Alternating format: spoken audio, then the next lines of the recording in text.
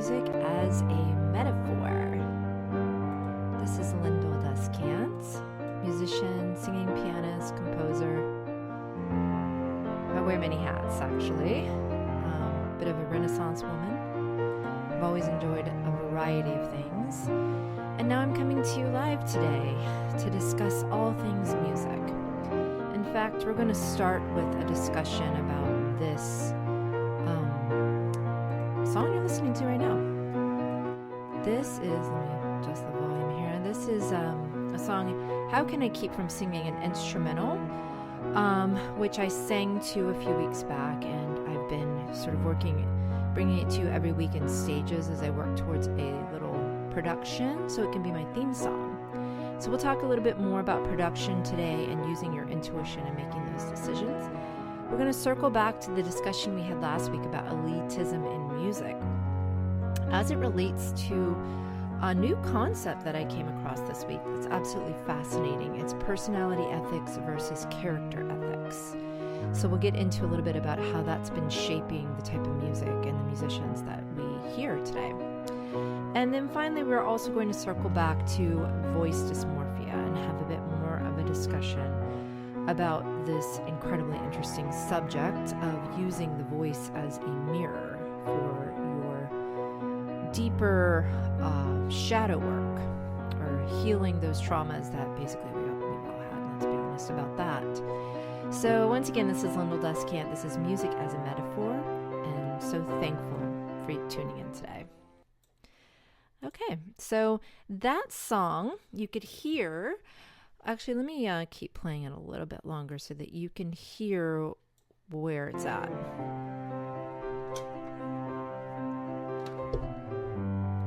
Now, can you hear the basically string section that I've added? So that's, it is called Atoms. It's a setting on my Logic Pro, which is the digital workstation that I typically use. So we'll come back to a little bit, but I want to back up and explain that basically what I'm doing is I'm taking the song, How Can I Keep From Singing? I talked about it on previous shows, the history of this hymn, and I've just found the words absolutely poignant right now.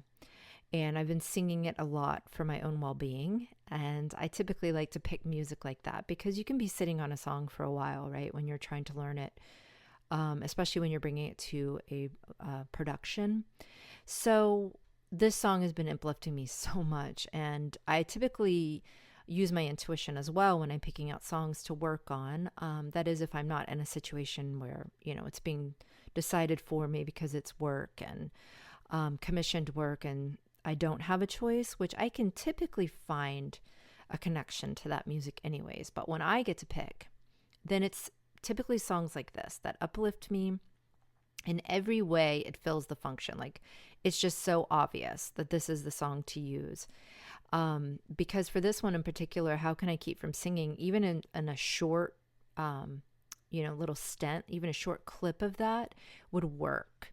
And it works great for this podcast or this radio show because it really describes that feeling of how I believe that music is a basic human right and what could keep you from singing. But truth is, so much does keep people from singing, which we'll be talking about later with elitism and voice dysmorphia. Those are just examples of psychological blocks that people have to doing music these days. But when you're really, truly able to connect in with a higher vibration, then singing is a very natural thing. So the song works on that level. The song works because it's public domain, so that's great. And what I'll typically do is work on the song for a while and then decide it has different outlets for what I want to do. So for this one, because it needs to be in a digital version and not just something I'm going to perform live, then I turn to my Logic Pro. My Logic Pro is what I've always used. I've never really been a GarageBand nor Pro Tools person. And largely, I know what to do in Logic Pro for the most part, and I don't want to learn another one. So I stick with it. And I've done everything from a full-length feature to little tiny ditties. I do everything in Logic Pro. And for the most part, as I've explained before, I work in stages with music. Like my songs, they all have a life of their own, or even covers. They all have different uses, different ultimate expressions from my end. So sometimes I'm sort of doing the basics, getting my piano tracks and my voice down as a rough draft, and then bringing it to a producer. And what the producer often does, because I'll flesh out a lot of my ideas at this point, even adding in drums, bass, and then they'll take that and improve upon it. They'll go a different direction sometimes, but for the most part, they take what I've got and then add. And they're definitely more highly skilled at producing than I am. But what's great about when I keep the production in-house, I get to make all the decisions, right? I get to really have ultimate control. And for the most part, I've sort of figured out what works for me. So for this one, it's working the way that most of the time it's going to work. I laid down the piano tracks first. I did that with a metronome so that I can easily bring in other instruments. That's what's been playing for the last few weeks, just the piano. Next, I've brought in the this is called Atoms, I believe is the setting. And it's basically two violins and a cello, I believe, is what's happening there. And I just picked it based on the sound. But truthfully, I'm using a MIDI input. So my keyboard is directly connecting into an interface. That interface is coming into my laptop. And Logic Pro has it as a digital signal. So I can record it one way and then flip through the different samples at that point and decide what works well. And over the years, I used to be kind of like, I don't know what you'd call it, like hardcore about it. So I wanted it to be as much like live music as possible, because really live music was what I came from, what I loved the most. But the more that I've worked in these, the more that I'm taking advantage. And there are some advantages to working this way with Logic Pro or any of these DAWs, digital audio workstations. And one of them is that after I play, I can't actually make corrections. Okay, so I'll be honest. It's not, sometimes I'll say this was a first take. And most of the time I try to keep it as first take as possible.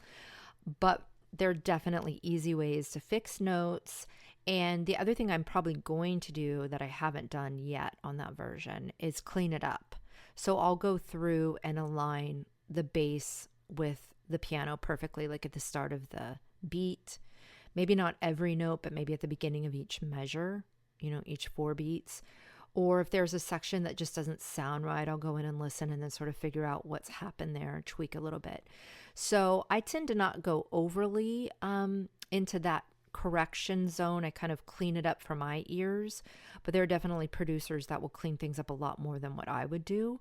But that's also where you get into your own style, because I tend to not like that overproduced style. I tend to feel like most of our music today, especially some of the more Asian sounding music, it's almost too produced. It's almost too perfect for me. And it's really going into that zone of AI music, which I'm not super happy about. And we can have a discussion on that at some point. But I feel like it needs a little bit of the imperfection. I think it needs a little bit of that live component of things not needing to be perfect to sound good.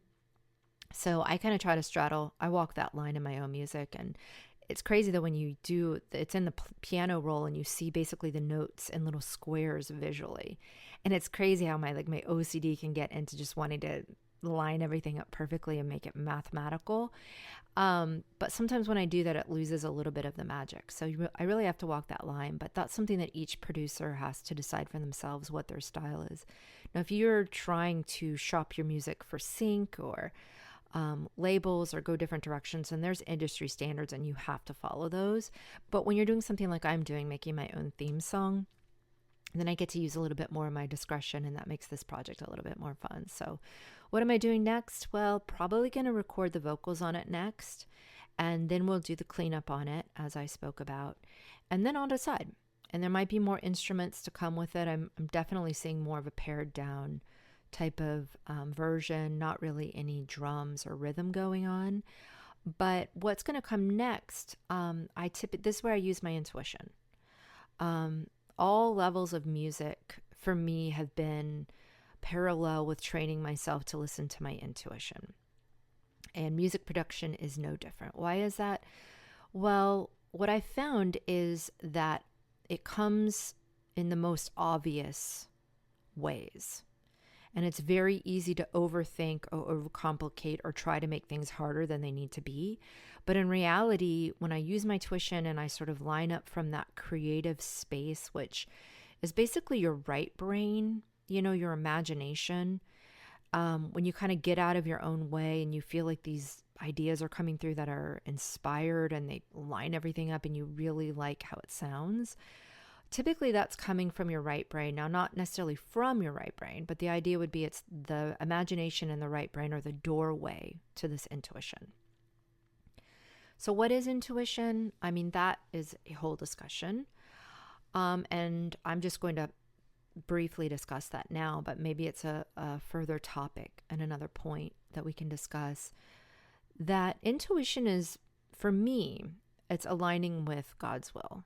It's coming from my soul.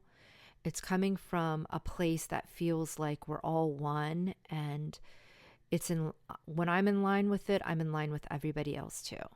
So it's service to others as well. It's somehow getting into this harmonious place where I'm playing a note and my note is in harmony with the other notes. That's kind of what intuition feels like to me. Now, it doesn't always mean that it might actually, me coming from my intuition might actually offend somebody.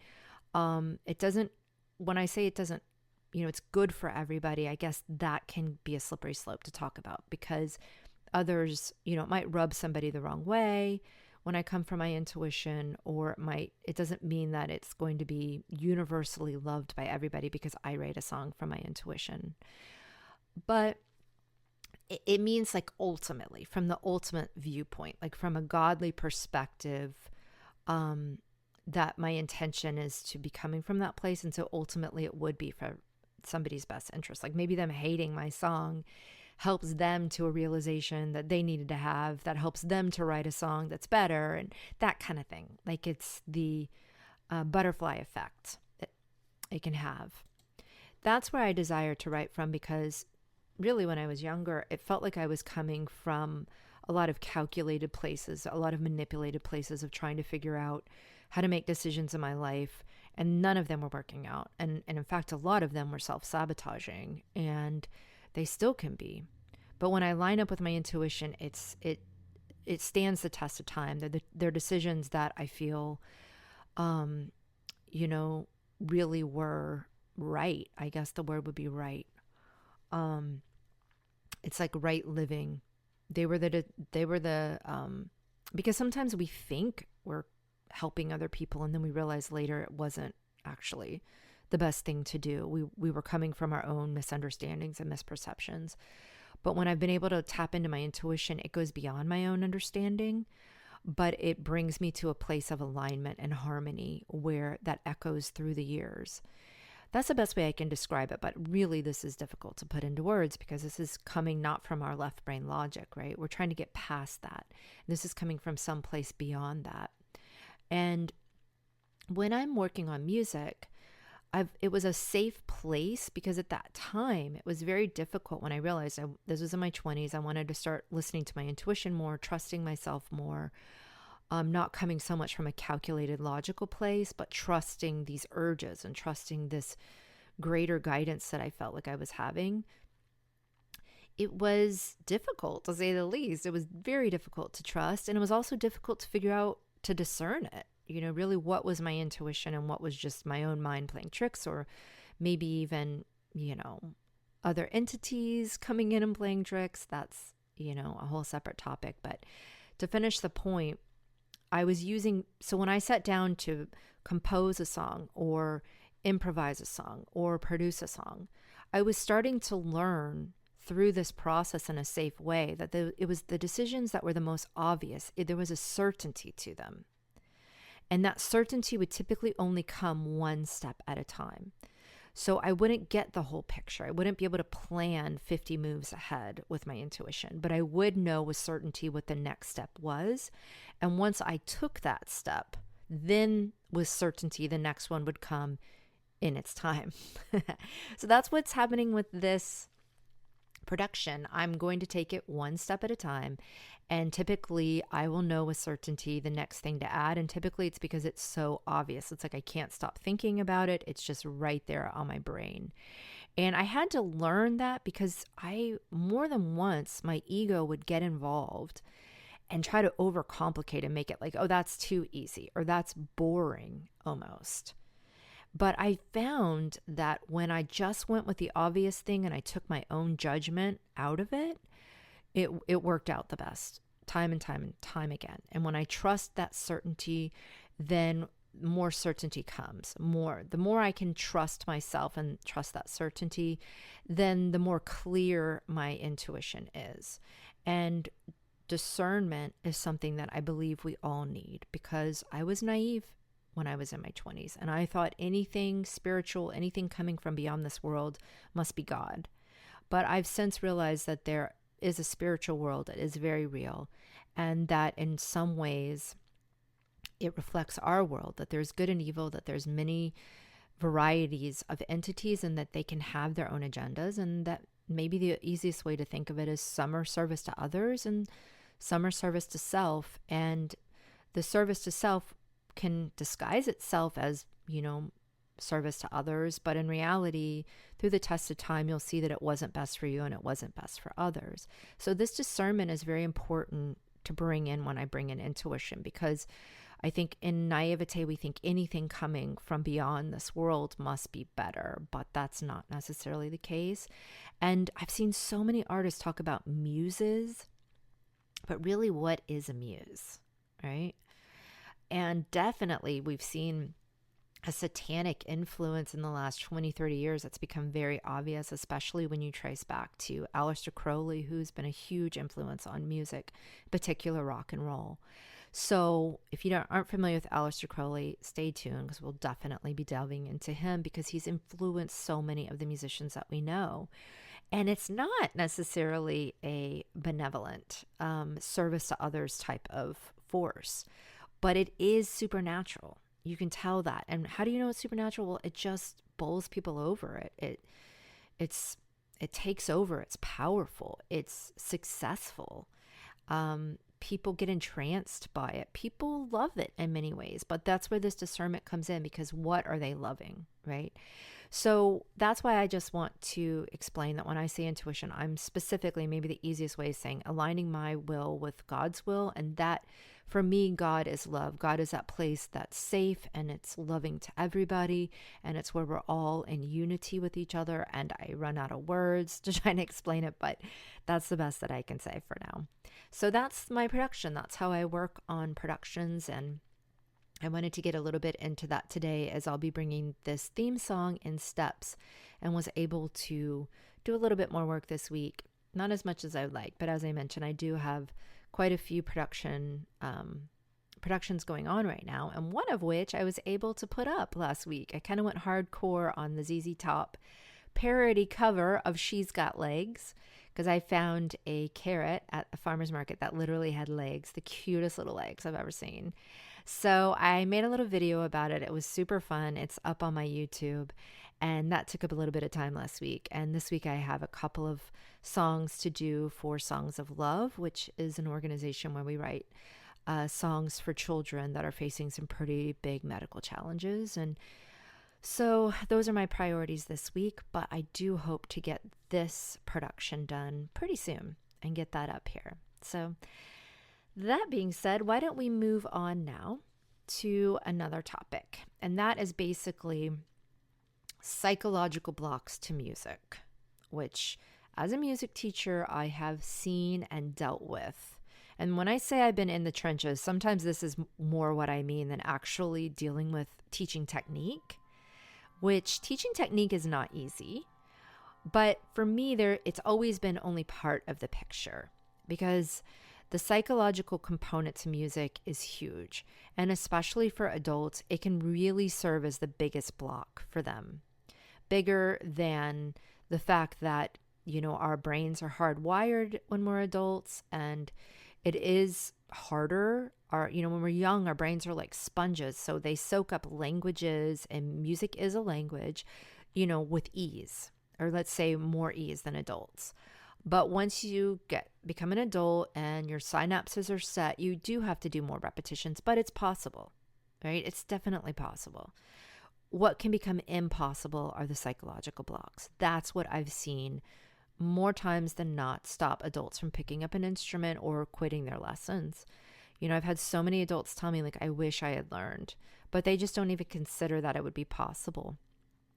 And so last week we talked about 2 of the blocks, and I want to bring up elitism and music because that's one of the blocks that I do see a lot. It's not something, both of these are things that I've found and I've termed my own I've coined my own terms for. But they're not necessarily something that you'll see and hear from other music teachers, although maybe they're out there. It's such a big world. So I would imagine these are things that we all see, but maybe we have different terms for it. Or in some cases, there's music teachers that are truly just focused on technique. So maybe their brains aren't as focused as mine is on seeing these filters or these sort of I would like to call it like wallpapers of our mind, through which everything we do gets filtered. Those things can sometimes be the ultimate stoppage for us truly becoming who we want to become. And so that's what I want to talk about elitism in music today is a paradigm shift that needs to happen. But what elitism is, to explain for those who didn't hear last week, is it's a block that keeps people from accepting that music is a universal skill. It's a universal skill and a right. Only 100 years ago, 150 years ago, so many more people were playing and learning music, not because they wanted to become professional, not because they wanted to make a bunch of money, but because it was just part of life. Playing music was important because they didn't have radios, right? And very few of them probably got to go out and hear live music. But if they did, it was in the home many times, right? Or it was at small services.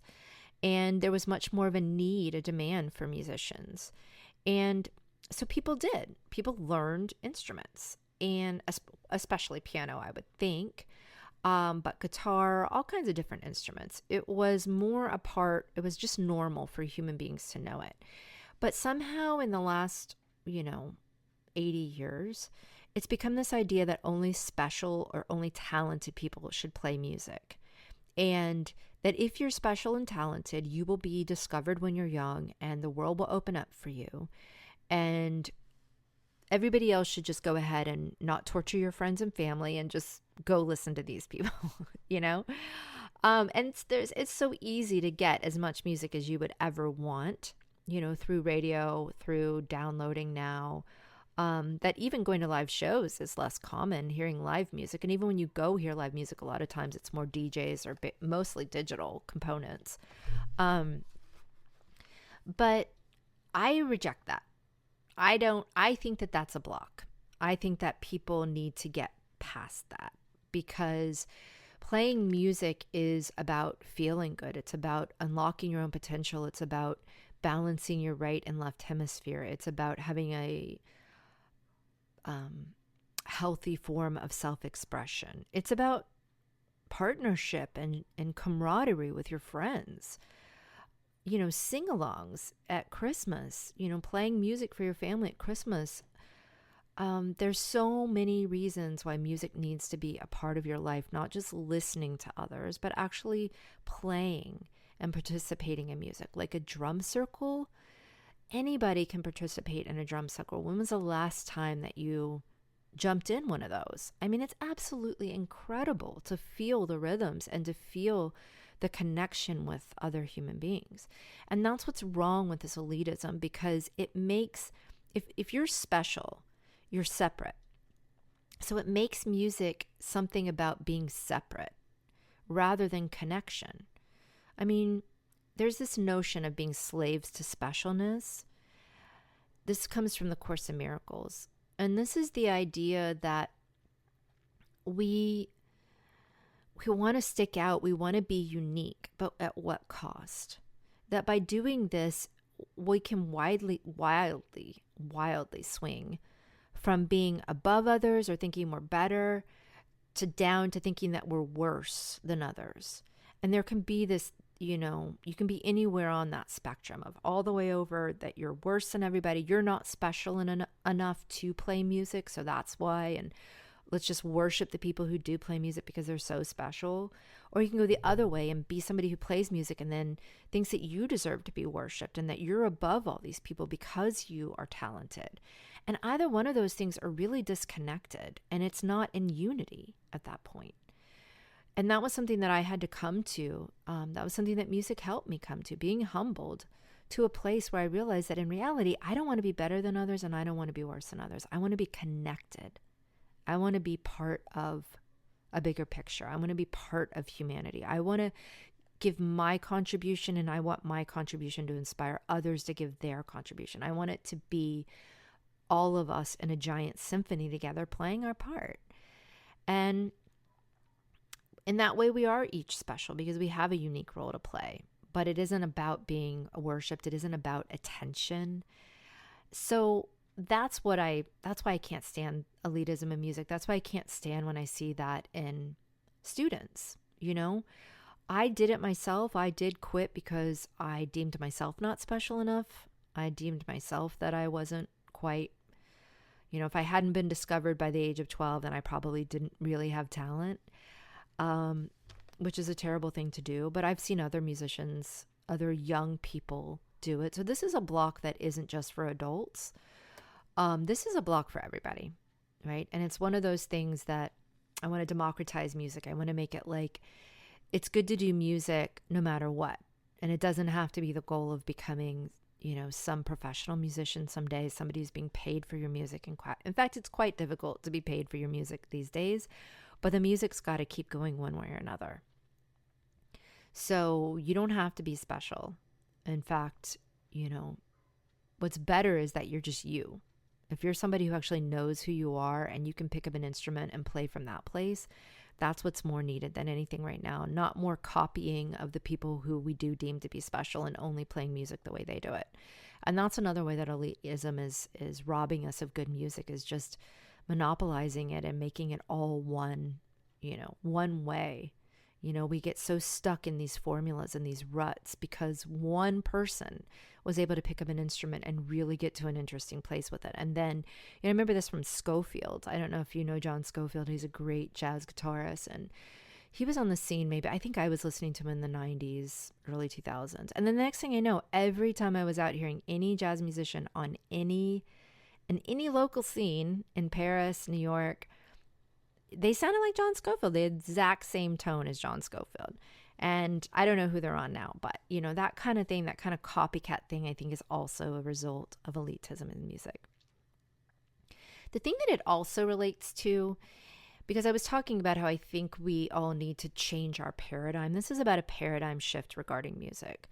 How do we open up our taste again? Because I believe that music is kind of like run up on the beach. The boat has run up ashore. Like, we're clearly not headed in a great direction. And that doesn't mean that there's not good music out there. I get that. But I'm just saying, in general, where we've headed with music for me is definitely the wrong direction. And I read this new concept. It's new to me. It's been around for a while. But it sort of talks about the filters and the wallpaper of our mind.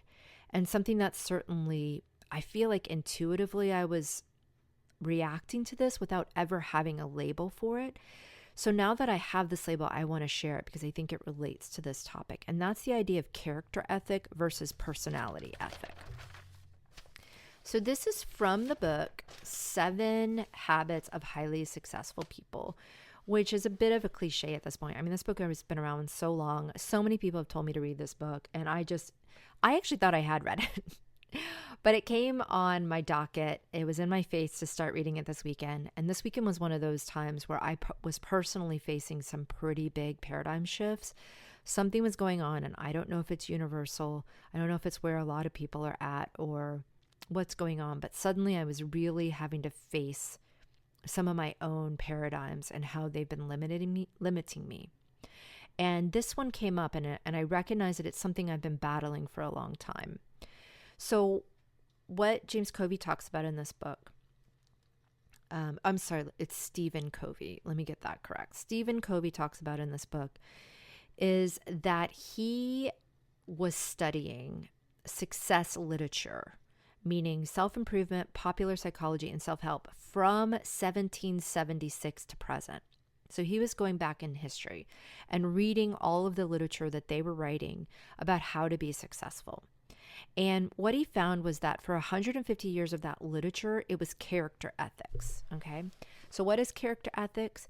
It's that as a foundation to success, you need integrity, humility, fidelity, temperance, courage, justice, patience, industry, simplicity, modesty, and the golden rule, which is to treat others as you would be treated. So this was in all the literature. It was just a given that you needed to develop these character traits to truly have success in your life. Now, after World War I, it changed to what he coined personality ethics. And this is success as a function of personality, public image, attitude, behaviors, skills, and techniques. So, in my own words, I would sum that up as it sort of leads to everything being on the surface level. It being about your image. He talks about how it led to quick fixes, right? Because to truly develop character, as character ethic was, there's no shortcut. You really do have to just take the time, do the hard work, and build those character traits. But with personality ethics, it was way more about presentation style and communication and sort of quick fixes to things. It was kind of ideas like, if you think positive, it will happen, or fake it till you make it. And I don't know about you, but I was raised on a lot of this stuff, right? Just think it in your mind, manifest it, The Secret. And the problem is some of this stuff, after you really get into it, well, there's two things I would say. Number one, they can really be quite selfish. It can really be self-centered. You've lost the service to others connection in some of that. And number two, it can be duplicitous. Because it doesn't have to be based in reality. Little subtle things like, just mimic what other people do, and then they'll kind of start to like you. They won't know why, but they just feel comfortable with you. Well, some of that stuff is a bit manipulative, right? You're not really, it's looking for shortcuts. It's looking for fast ways. And in reality, so many things become about your personality and not about your character. So I want to read a little bit from his book on this, because the final aspect of that is focus on technique. And as I spoke with last week, there's an emphasis that if somebody has an amazing skill on guitar, let's worship him. But as I was saying, I met a lot of people that's all they had. They had spent so much time and energy trying to become successful on their instrument that they had really forfeited or overlooked just becoming a decent human being. And because there was plenty of people to worship them for that skill, they didn't really have to learn it. They were finding a certain measure of success without ever really needing to develop that. But the conjecture I had, and it's what I saw with many of the musicians that I saw when I was young, is that in their personal lives, that's where you saw it. They weren't successful in their relationships. They weren't successful in what Jerry Maguire, in the movie Jerry Maguire, they say is Quan, right? The whole aspect, like a truly successful life where they're fulfilled and happy and have family and have love and have community and have respect. And in that place, it's not a selfishness. It's not let me be number one. It's more about being part of a bigger picture. But what I was seeing from people like Madonna and all them is that they didn't seem happy. I think I'd mentioned on a previous episode that was not what I wanted to be. As a little girl, I would look at them and say they didn't seem successful to me. They didn't seem happy, even though they were the only model I had for really what being a successful musician was. And I would say in large part it's because our society has been based on image. And that image, well, let me go ahead and revert to what Mr. Covey is saying about it, because I think he's actually really nailed this. This is actually I'm only in chapter 1 on this book, so I can't necessarily recommend the whole book, but based on what I've read so far, this is a paradigm shifter. So what he's saying here is, to focus on technique is like cramming your way through school. You sometimes get by, perhaps even get good grades, but if you don't pay the price in and day out, you never achieve true mastery of the subject you study or develop an educated mind. Did you ever consider how ridiculous it would be to try to cram on a farm, to forget to plant in the spring, play all summer, and then cram in the fall to bring in the harvest? The farm is a natural system. The price must be paid and the process followed. You always reap what you sow. There is no shortcut. This principle is also true ultimately in human behavior and human relationships. They too are natural systems based on the law of the harvest. In the short run, in an artificial social system such as school, you'll be able to get by if you learn how to manipulate the man-made rules, to play the game. In most one-shot or short-lived human interactions, you can use personality ethic to get by and to make favorable impressions through charm and skill, pretending to be interested in other people's hobbies. You can pick up quick, easy techniques that may work in the short term, but secondary traits alone have no permanent worth in long-term relationships. He's saying secondary traits because he's saying personality. The things you learn through personality ethics are good to know, like communication skills, but not if you haven't developed the character. That's got to be the primary focus. So he's saying eventually there isn't deep integrity and fundamental character strength. The challenges of life will cause true motives to surface, and human relationships fail, and they will replace the short-term success. It's saying many people with secondary greatness, that is social recognition for their talents, lack primary greatness or goodness in their character. Sooner or later, you'll see this in every long-term relationship they have, whether it is a business associate, a friend. It is character that communicates most eloquently. As Emerson once put, what you are shouts so loudly in my ears, I cannot hear what you say. So this is what I was kind of trying to communicate, that I was seeing over and over again as well. That we have people who are really good at technique, but what's coming across in their music is not a great message. Because in the end, just as Emerson is saying, who you are shouts so loudly, it shouts in your music too. And so if you haven't taken the time to develop yourself as, a good person, somebody with integrity, somebody with honesty, somebody with patience, someone with interest in other people, with care. These are the things that are actually missing in the world today and in the music scene.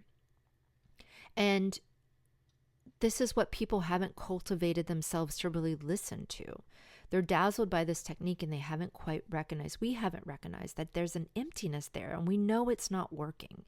Things are not working at this point. And many of the people that we've been worshiping are proving themselves to be not worth our worship. I mean, it gets way worse than just some of the people that I met on the music scene. I mean, some of the allegations coming out, for example, with P. Diddy, are that they absolutely have, not only no scruples, but are going to, evil intent. And that's allegedly with P. Diddy. I don't know exactly. I think there's some lawsuits coming against him, if you're not familiar, that they're basically describing him a little bit of an Epstein type of situation, and definitely a gatekeeper letting people in who'll play the game with him a certain way. But these are all allegations at this point, so we don't know for sure. I'll just say that.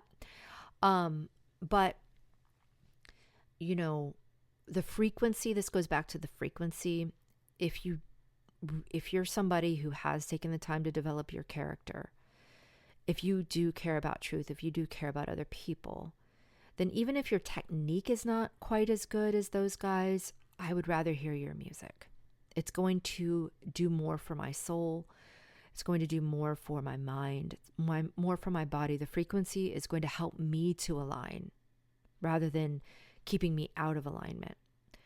And I remember there was this time that I went and played at a wedding in upstate New York.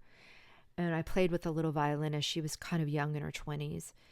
And I was playing a lot of classical music, which is not my forte. And I still, to this day, get nervous about playing classical music because with jazz, if you play the wrong notes, you pivot. There are no wrong notes, as Miles Davis said. But classical is you got to play all the right notes. And I can get rather nervous. And she could tell I was a little bit nervous about some of the pieces. And she said, you know what? I'm just so thrilled to play with somebody who actually cares. She was like, do you know how much I'm like out playing with people who are just by rote playing all the music? And they don't care. Their hearts aren't in it. Their minds aren't in it. And she was just thrilled. She was like, I don't care if you play a bunch of wrong notes. This is going to be amazing. And I think of her to this day. Like, she was out playing quite a bit. And not everybody can put these things into words. I could never put this personality ethics versus character ethics into words, but I do. It rings very true for me. And I believe it's a paradigm that we all need to shift and return to more character-based ethics in how we're building and creating success in our lives.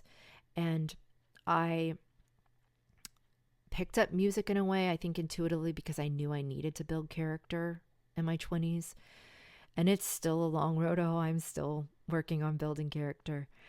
But sometimes it's picking up those hard things in life. You know, it's that every single day work. It's also being humble enough to face our flaws and to not be the best, to, recognize our limitations, to see the ways that we've been flawed, and to have the humility to say, hey, I was wrong. And I can see where personality ethic came through a lot in the things and how it didn't work and how it was involved with some of the biggest failures that I've had. And so I'm happy now to be having this paradigm shift, and I'm happy to be sharing that with you. This is one of the reasons why I love a music practice, and one of the reasons why I think it's important for children as well now, because you can't get away with personality ethic entirely in music. You do at least, I actually had a lot of students that were like, oh, I'm great. And then they would play and they weren't that good, right?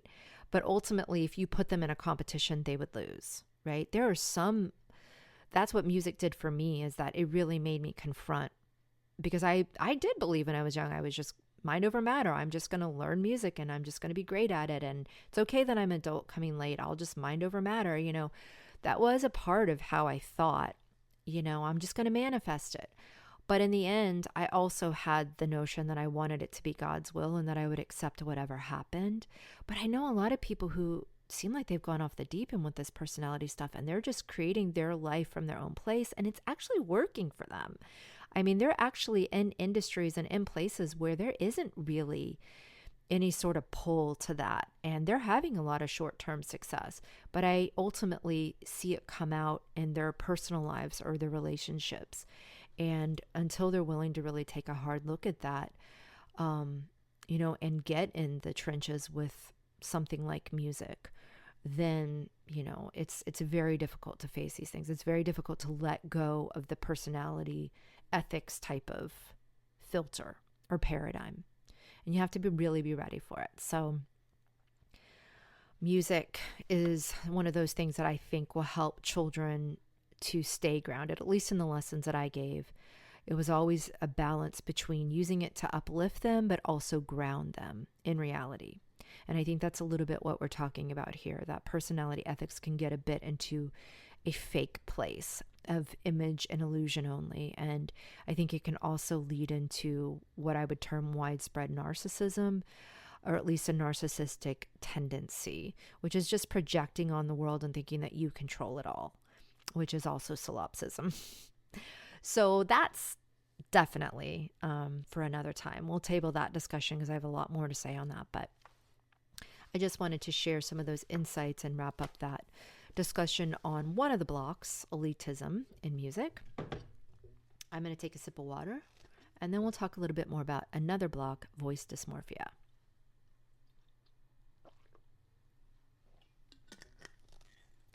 Okay.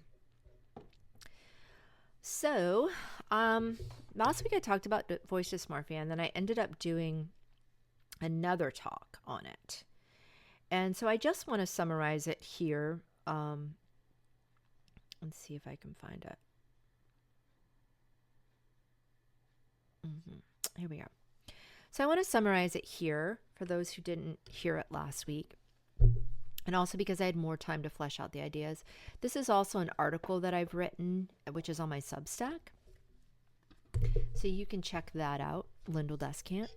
And all my links are on my website, lyndol.com. That's Lyndol. Or under my name on Instagram, Twitter. You can find me in lots of different places. BitChute, YouTube, all under my name, which I know is not the easiest to spell. My apologies. But I guess before I knew what this character ethic was, integrity has always been important to me. So I wanted to use my own name on all this. Sometimes I think that wasn't the best decision, but hey, for now, we're going to stick with it.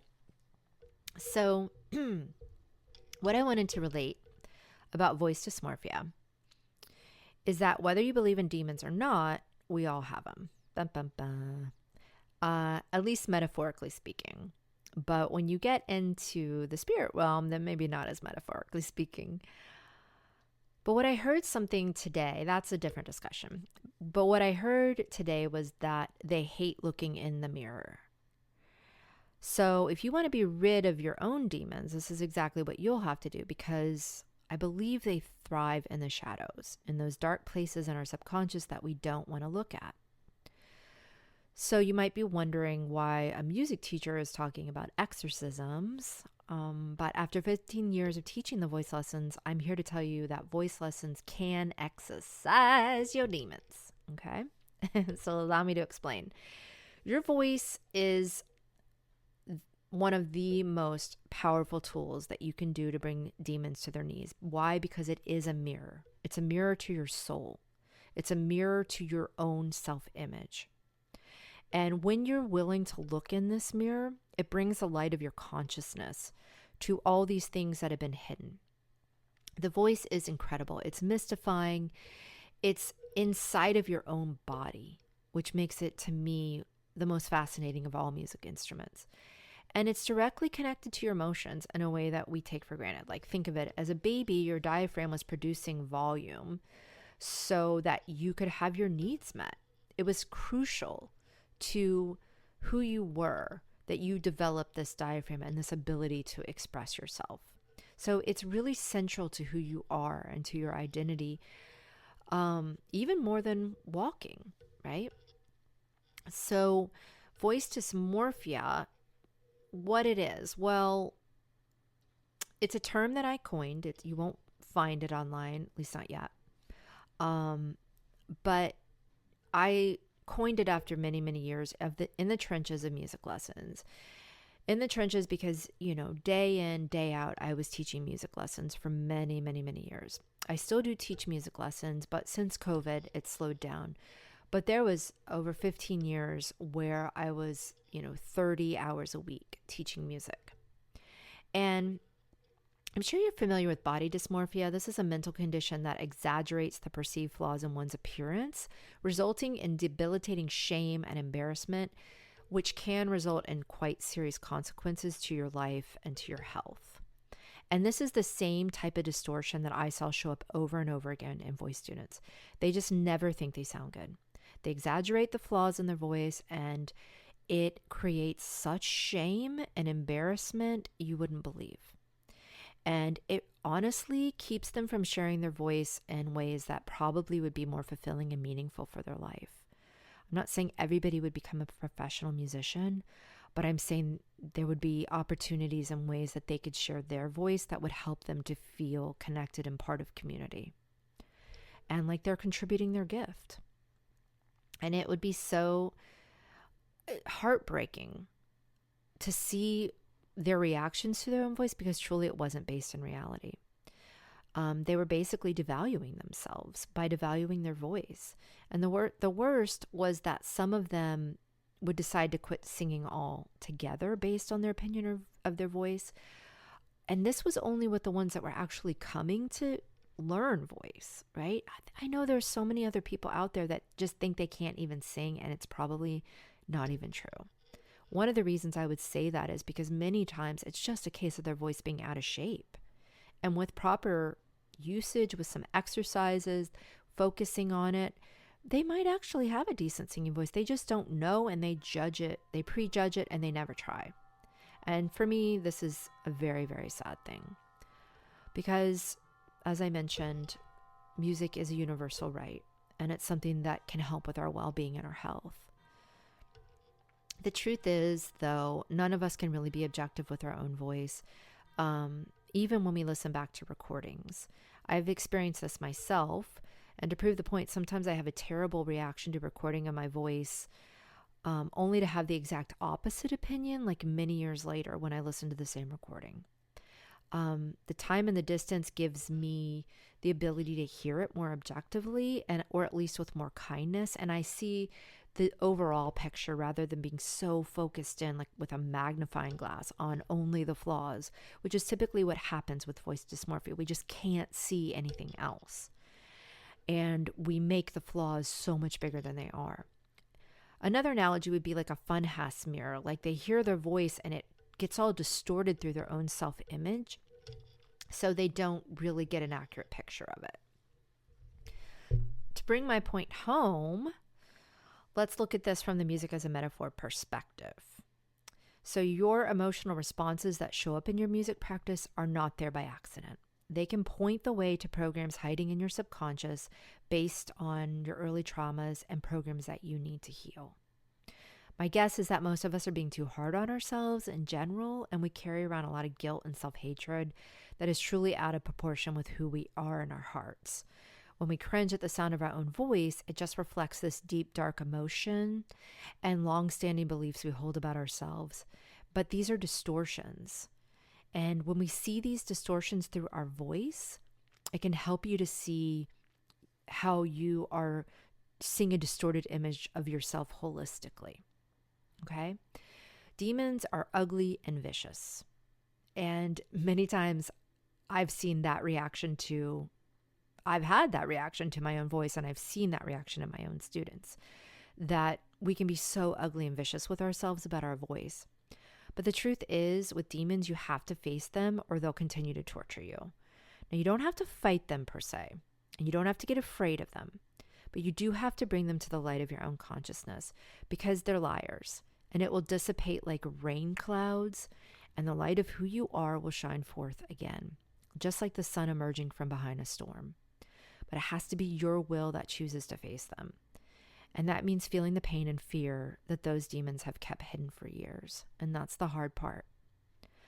The good news is that you can heal all of this. The truth is, all of us have traumas, in my experience. Just some of us are more aware of them than others. But the more aware you are, the more that you have the ability and the power to heal them so that they aren't controlling you. And I've seen voice lessons do this for students over and over and over again. Not that they were consciously facing demons or dealing with that metaphor side of it, but just by showing up, hearing their own voice, their relationship with their voice and their self improved. They had to face this shame, they had the embarrassment, but they kept walking forward anyways, and truly it disappeared. Their voice is a mirror that was becoming cleaner and cleaner over time, less and less distorted. The lies are being weeded out one day at a time, 1 week at a time, 1 year at a time. And truly what I saw remain for those students that were in the trenches with me and really stuck it out was that what remained was beautiful and innocent music, and it was a gift that they had for themselves the rest of their life. They got to truly hear themselves for who they are, and they got to enjoy the sound of their own voice. Some of them went on to share it in big ways and small ways. Others just kept it for themselves, singing to their children or singing for their churches. I'm going to start crying thinking about it. But how beautiful to be restored to that place where you're able to enjoy a gift given to you, the gift of music, and not have it be blocked through shame and embarrassment. The truth is that shame and embarrassment is a block to a lot of us. So if you're willing to do this hard work, I recommend voice lessons as a great way to get through this block, to basically find, how you will get triggered. It will come up, right? You will feel it one way or another, but you feel to heal. And the next thing you know, it's just nothing but sunshine. So using our reaction to our voice, in the beginning at least, it's easier done with an encouraging coach, but it can be done in many, many different ways. And it really, really can change your whole world once you face this delusional thinking in yourself about and learn to lighten up, basically, because there might be many, many things that same filter that same shame and, those traumas are affecting the way that you see yourself and your life as a whole. And by healing them in a microcosm of your music practice, as a macrocosm, it will heal also your paradigm of how you view yourself in your life. So it does take courage to transcend your own low self-esteem, but take comfort in that most of us do need to do this work, that we are struggling with demons. So whether it's singing lessons or it's other ways, this is meaningful work, and it truly is important, and it truly can change the world one person at a time. So that's my thoughts on voice dysmorphia. So we're wrapping up today. This is Lyndol Descant, Music as a Metaphor, and I appreciate you tuning in with me today. Coming up next week, we'll have some interesting topics. I think we'll talk a little bit more about using your intuition, especially as it applies to improvisation. And I'd like to bring in one of the songs that I'll be releasing soon, maybe do a sneak preview, or one of my other produced songs, and we'll talk a little bit more about that. I'm also been doing some deep dives back into narcissism, and so maybe I'll have that discussion ready for next week, talking about this widespread narcissism. But that might take a couple of weeks, so that'll be coming up soon in the queue. In the meantime, you can check me out, stay current with everything I'm doing on my YouTube, on Instagram, on Twitter. Those are the main places. I'm also on BitChute. You can find it under my name, Lyndol Descant, which I won't spell out here, but it should be on your radio dial there.